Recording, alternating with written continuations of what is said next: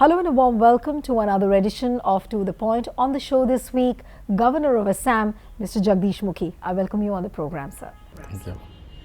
So you've completed a little more than a year as governor in the northeastern state of Assam, and would like to know from you that what are the kind of changes as far as the development of Assam is concerned? What are the kind of changes which you've really seen sitting on that constitutional post? I try to study, sitting over there,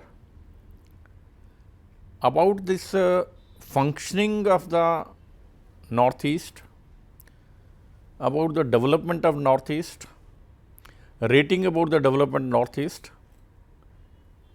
and I find surprisingly growth rate of Northeast, or if I put it, per capita income of Northeast was much higher than the per capita income of the country as a whole. Today we have been lagged behind. Why? I try to study that. And I reach at this conclusion that because of the division of the country in the year 1947, our relations were snapped with the ASEAN countries and Eastern countries altogether, right? Because of that, unemployment started.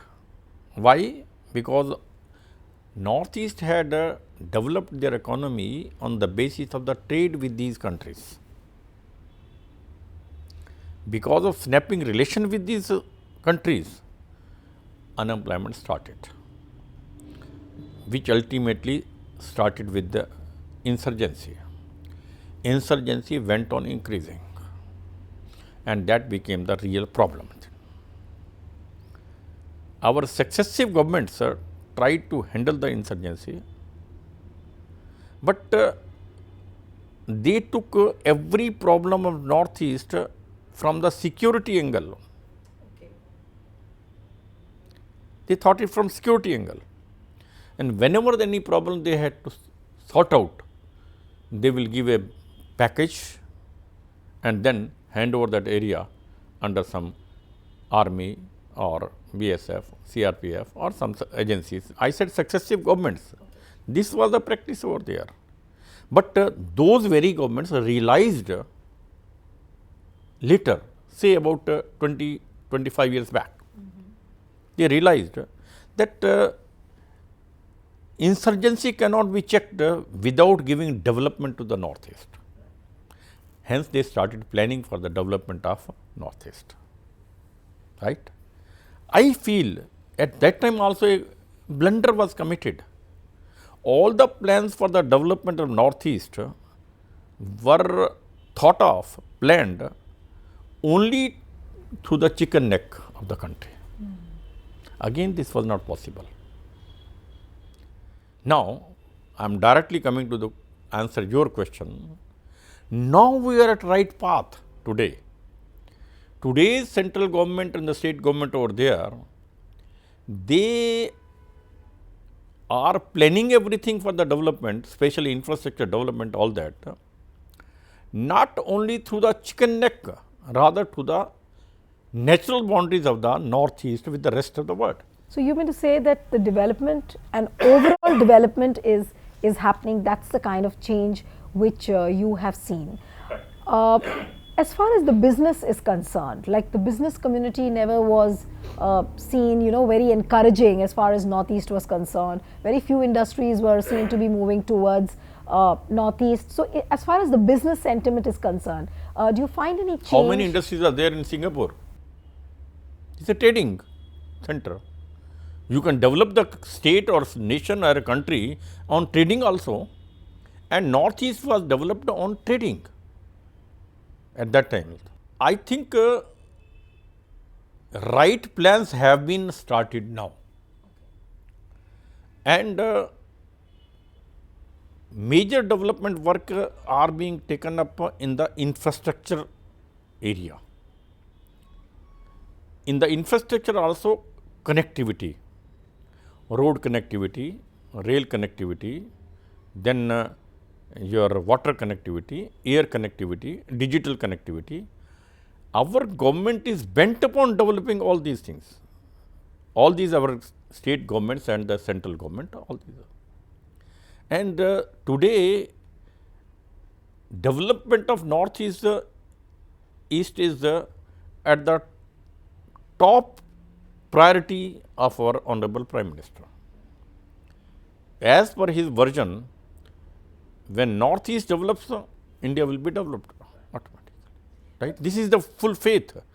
And I can see from these 1 and 3 months, 1 year, 3 months my stay over there, I find presence of central ministers every day almost. A decade back, if you see, one central minister going to Northeast was a big news someday in the year. But now, hardly there is any week when 2 ministers have not visited the state. During my this stay, 5-6 times Prime Minister has visited. 5 times, more than 5 times President of India has visited. More than 5 times our Vice President of India has visited.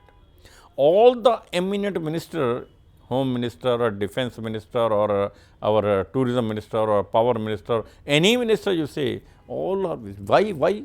Because central government, our Honorable Prime Minister has put an emphasis that every government's budget, every department's budget, there is certain percentage fixed, 10% must be invested by you in the Northeast. In that way, all ministers have to visit.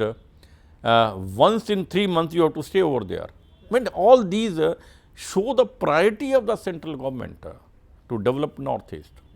And Northeast is developing. And I am fully of this opinion. Today, climate for investment over there is better than any other state. Better than any other state, I call it. Only hitch was about the security arrangement over there. Means people still in the country have doubt that Assam is under the grip of insurgency, which is not true, which is not at all true. The day I took oath, let me tell you, I got congratulations from my friends, different part of the country, my friends circle. While congratulating, everyone asked me at the last question, मुखी साहब ये बताइए शाम को आप घर से बाहर निकल सकते हैं वहाँ नहीं है बोले. I mean, this is a wrong notion today about Assam. This is to be removed. That is the only hurdle for inviting investment to Assam especially, right? Otherwise, the incentives being given by government of Assam, incentives being given by central government for Northeast investment is very high. Coming to you now on the National Register of Citizens, that was one huge bureaucratic exercise which took place, and you saw the entire exercise being unfolded while you were there as governor. What was your experience when you talk about this entire exercise of the National Register of Citizens? Because once we had seen that exercise in 1951. I must congratulate the central government, state government and the Honorable Supreme Court, right? And more than 50,000 employees of the state government were put in all this exercise, day in and day out. Under the supervision of the Honorable Supreme Court, this all work was done. It was a unique experience and I think this experience will prove to be an asset for the country as a whole. Because I am of this opinion, at that time also expressed, NRC at Assam is all right, but those who are not included in the NRC over there, they will skip to other states. So, as a matter of fact, our government, whether state or central, they must know who are the foreigners staying in your state or your country. So, are you trying to say that NRC should be replicated in other states as well? I am of this opinion, but let us see the experiences of first Assam. Then only we can think of starting at the other states. It should be done, but after seeing the experience, right? And as far experience of Assam is concerned, I think rightly they have done everything today, and they have identified 40 lakhs persons who have not been included in the NRC.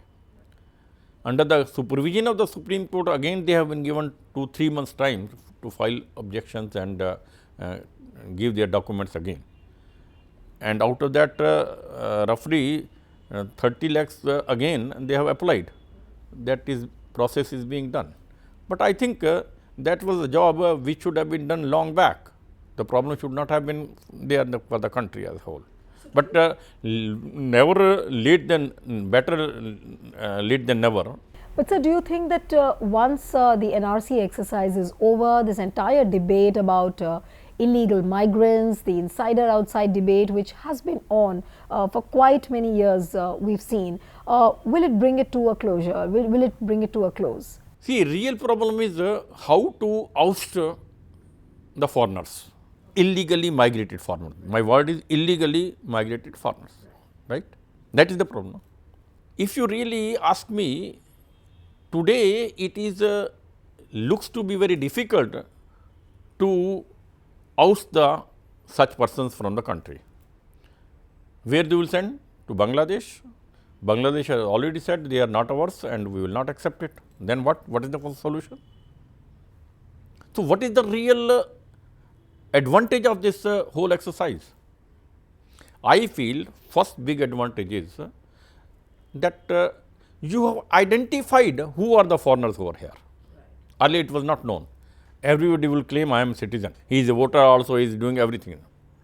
Now, once you have identified they are foreigners, they will be treated as foreigners. They will be treated as foreigners.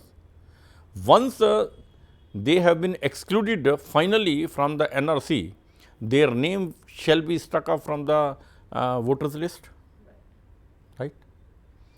They will be treated as foreigners.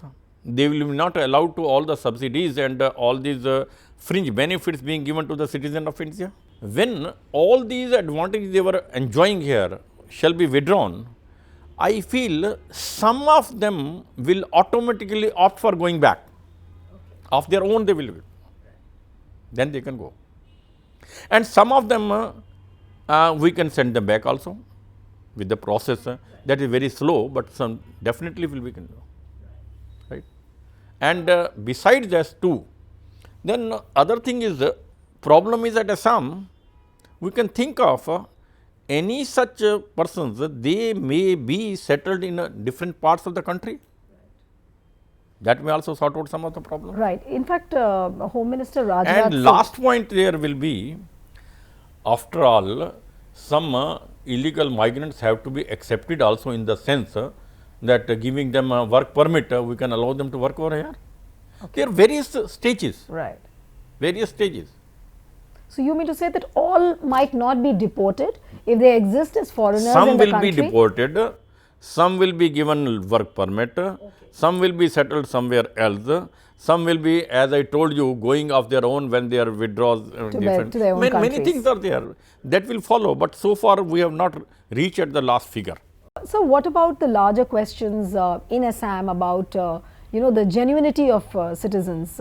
Does NRC actually cater to this? The genuinity of citizens, because some 40 lakh people have still been out of the rolls. So, the genuine citizens issue, does it really address that?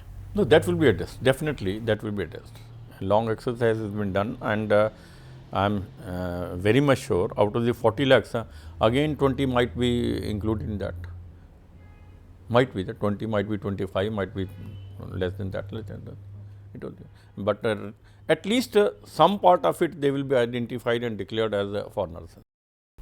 But Assam, sir, has been one state which has seen lot of social churnings because of some reason or the other. Insurgency, you yourself said. Then the kind of benefits which have been given to, again, the migrants who've come from outside. There are a lot of residents from other countries as well.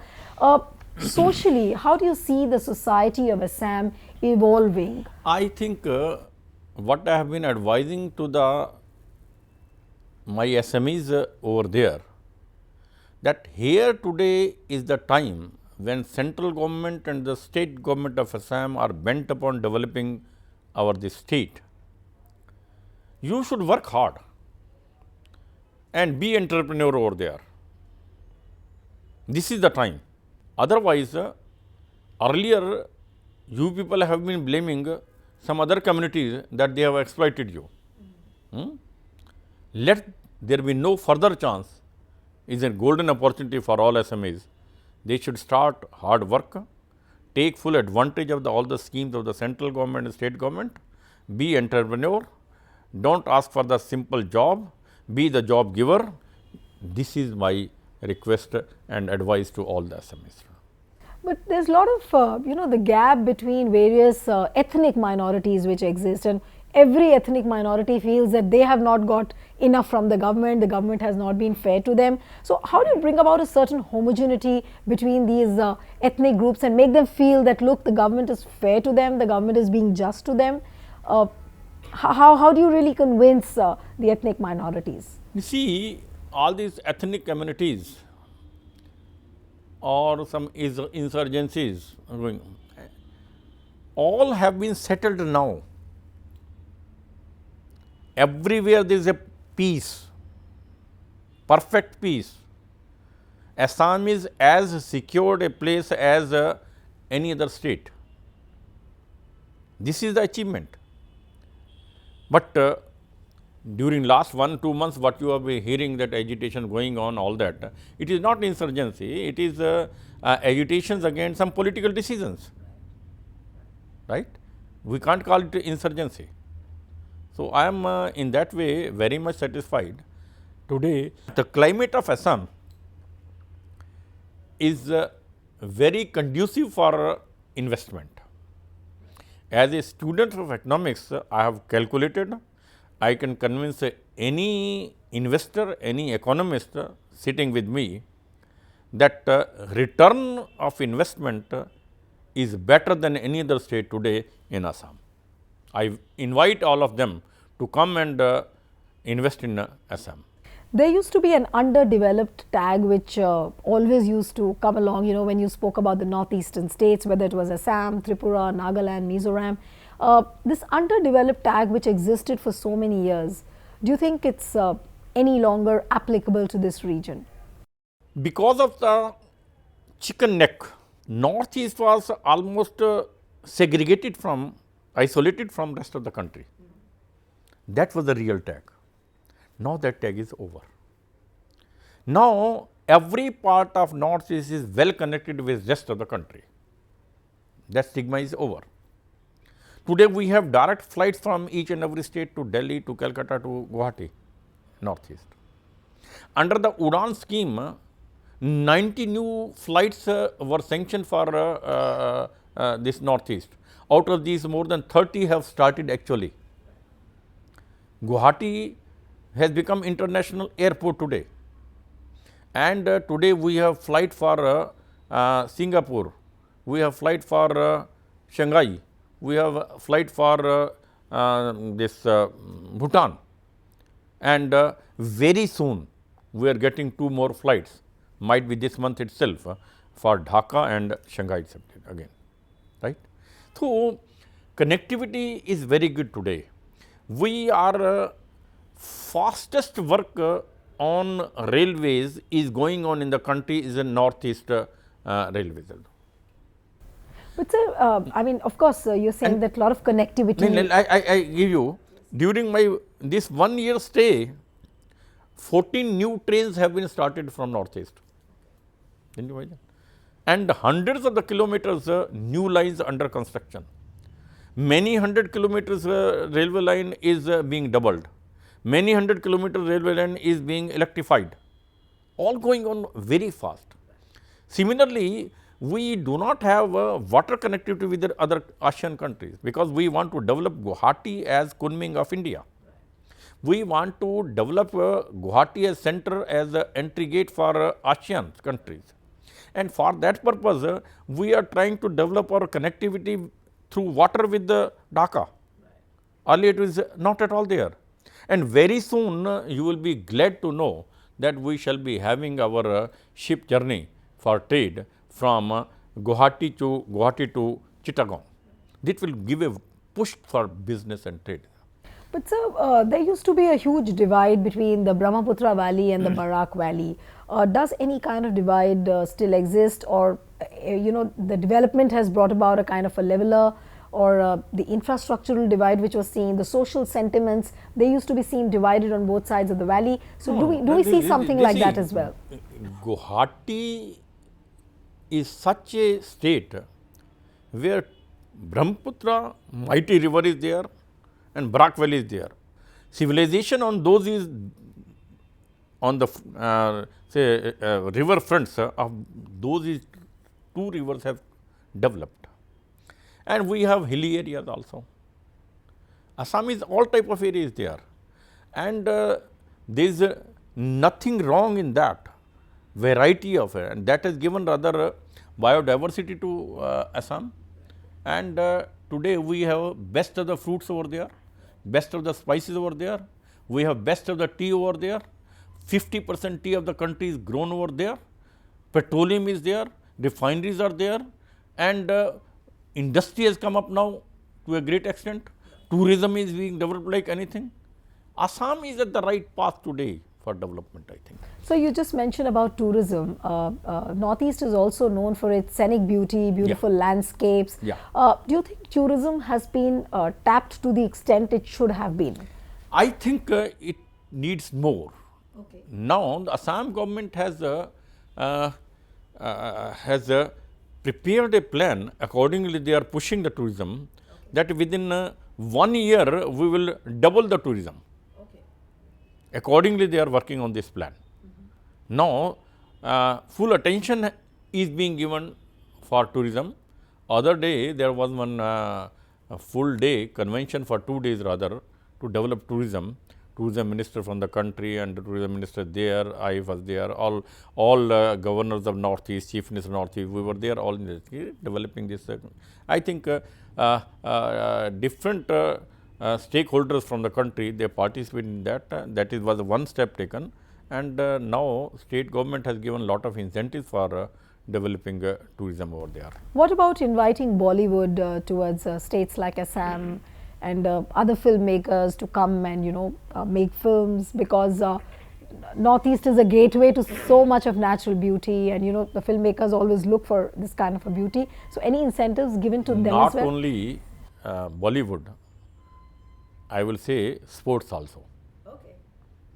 Bollywood, Reema Das have been awarded for the right, and for sports, Hima Das, who has been awarded, and she got the first gold medal of the country on the field track.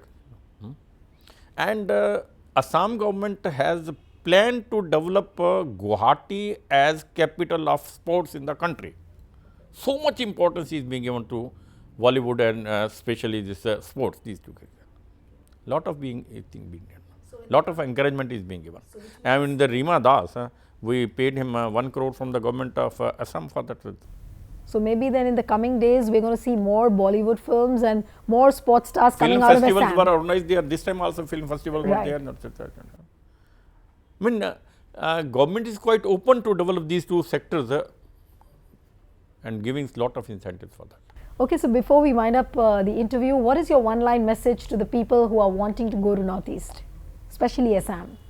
I request people from all the country, they should visit Assam, not only to see the Kamakhya temple, not to have take the darshan of Mata, rather to enjoy the beauty, natural beauty, hills as well as the rivers.